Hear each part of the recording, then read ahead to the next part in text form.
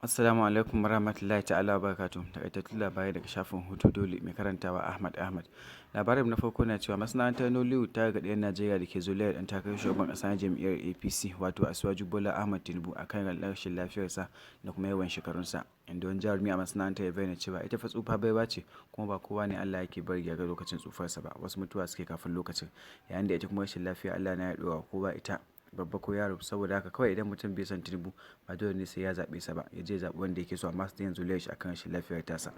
Labarin na gaba na cewa 'yan bindiga sun kai wa sarkin lafiya jihari na jihar Kwara wato Alhaji Muhammad inda suka kashe sa, wanda ya kasance babban ma'aikaci a ma'aikatar FIRS. 'Yan bindigar sun kashe sa ne tsakanin karamar hukumar Lambata da kuma Lafai da ke jihar Minna, yayin da gwamnan jihar Kwara Alhaji Abdulrahman Abdulrazak ya sha alwashin kama wanda suka aikata wannan aika-aikar domin su ma su fuskanci hukunci daidai da abin da suka aikata, yayin da kuma ya tura sakon ta'aziyarsa ga iyalan mamacin. Sai labarin na gaba yake cewa Najeriya ta zama ƙasa ta hudu cikin jerin ƙasashen da suka karɓar bashi mai yawa bankin duniya, yayin da bashin nata yanzu ya kai dala biliyan 13, wanda hakan ya fi na shekarar bana wanda kasance dala miliyan 11, yayin da su kuma manya-manyan ƙasashen da suka karɓar bashi a bankin duniya suka rage bashin nasu, ita Najeriya ƙara yawan bashin nata ta yi, kamar ƙasar India da Bangladesh.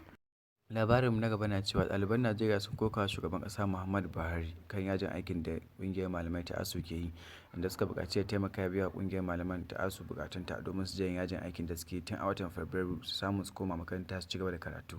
Da har wani ɗalibi ya bayyana cewa kuɗin da suke biya na haya ya ƙare, kuma hakan zai iya sawa yawancin samari su karya daga karatun boko su ma su shiga cikin harkar yahu wadda samarin zamanin nan suke yi suna samun kuɗi ta hanyar yanar gizo.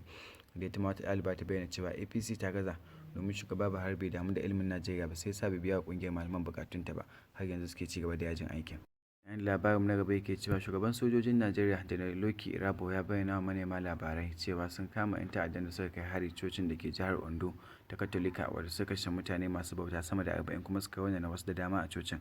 da kuma ya kara da cewa sun kama wani babban dan ta'addan ISWAP wanda ya tsere daga gidan kurkukun Kuje wato Idris Ojo tare da wani Ibrahim Jimo, kuma ya ce sun kama su ne a ranar 7 ga watan Agusta. A ƙarshe shugaban sojin ya bayyana cewa matsalar tsaron ƙasar nan ba za ta hana gudanar da zaben shekarar 2023 ba, domin akwai shirin da suka yi na musamman domin su tabbatar da cewa an gudanar da wannan zaɓe cikin lumana ba tare da an tayar da hankalin kowa ba.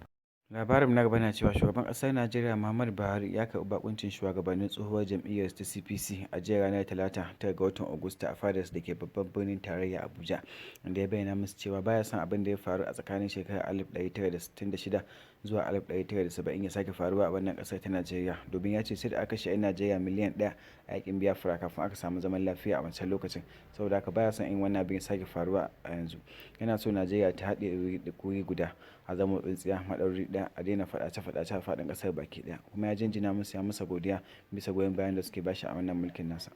Sai labarin na gaba yake cewa rundunar sojin Najeriya sun yi nasarar kama wasu mata wanda suke kai wa 'yan ta'addan Boko Haram abinci a maɓoyarsu, kuma bayan sun kama su sun kai su har inda 'yan ta'addan Boko Haram suke, sun kai musu hari da suka kashe mutum guda, sauran kuma suka tsere. Rundunar sojin ta kwato abinci a hannun 'yan matan da kuma man fetur da dai sauran kayayyaki.